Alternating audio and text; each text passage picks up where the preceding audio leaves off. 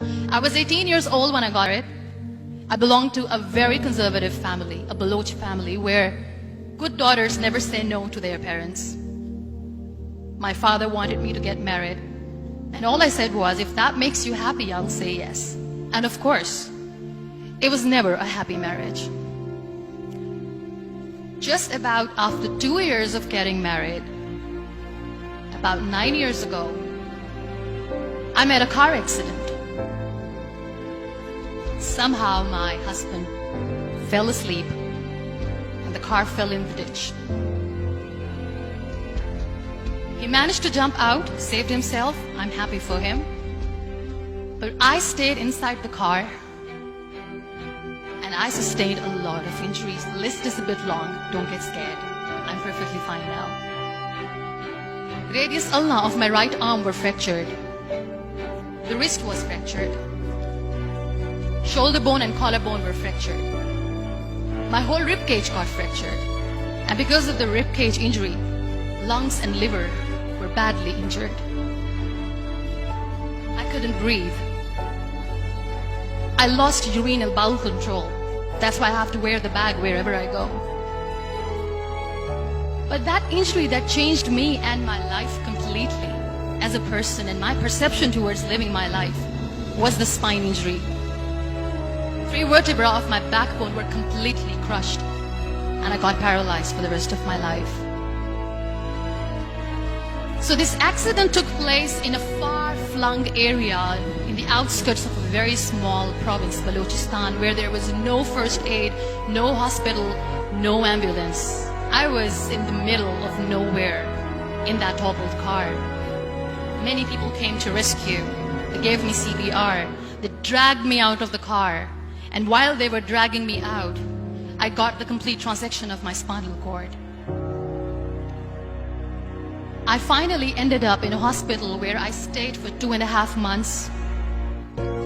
I underwent multiple surgeries. Doctors have put a lot of titanium in my arm. There's a lot of titanium at my back to fix my back.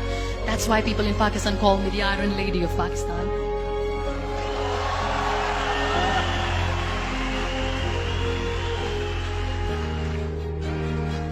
Those 2.5 months in the hospital were dreadful. I will not make up stories just to inspire you. I was at the verge of despair. One day, doctor came to me and he said, well, I heard that you wanted to be an artist, but you ended up being a housewife. I have a bad news for you. You won't be able to paint again because your wrist and your arm are so deformed, you won't be able to hold a pen again. And I stayed quiet. Next day, doctor came to me and said, your spine injury is so bad, you won't be able to walk again. I took a deep breath and I said, it's all right. The very next day, doctor came to me and said, because of your spine injury and the fixation that you have in your back, you won't be able to give birth to a child again. That day, I was devastated. I still remember, I asked my mother, why me? And that is where I started to question my existence. Why am I even alive? What's the point of living? I cannot walk, I cannot paint, fine, I cannot be a mother. And we have this thing in our heads, being women, that we are incomplete without having children. I am going to be an incomplete woman for the rest of my life. What's the point? So my mother said to me, this too shall pass. God has a greater plan for you. I don't know what it is, but He surely has.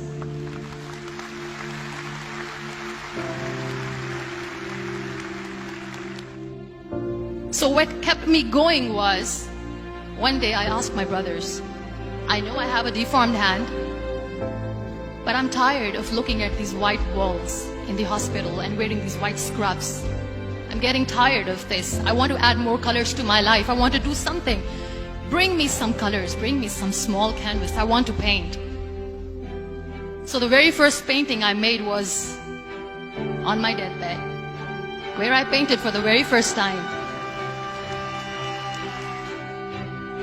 There were a lot of infections in my body, a lot of allergies. So doctors wanted me to lie down on the bed straight for not 6 months, for not 1 year, for 2 years.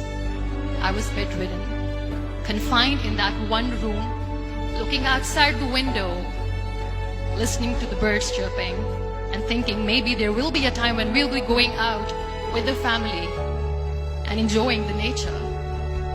That was the time where I realized how lucky people are, but they don't realize. And you know how it all began? That day I decided that I'm going to fight my fears. We all have fears. Fear of unknown, fear of known, fear of losing people, fear of losing health, money. We want to excel in career, we want to become famous, we want to get money. We are scared all the time. So I wrote down one by one all those fears. And I decided that I'm going to overcome these fears one at a time. Do you know what was my biggest fear? Divorce. At work. But the day I decided that this is nothing but my fear, I liberated myself by setting him free. And I made myself emotionally so strong that the day I got the news that he's getting married, I sent him a text that I'm so happy for you and I wish you all the best. And he knows that I pray for him today.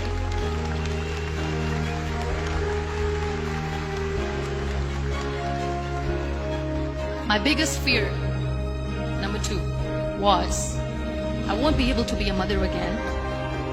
And that was quite devastating for me. But then I realized there are so many children in the world, all they want is acceptance. So there is no point of crying, just go and adopt one. And that's what I did.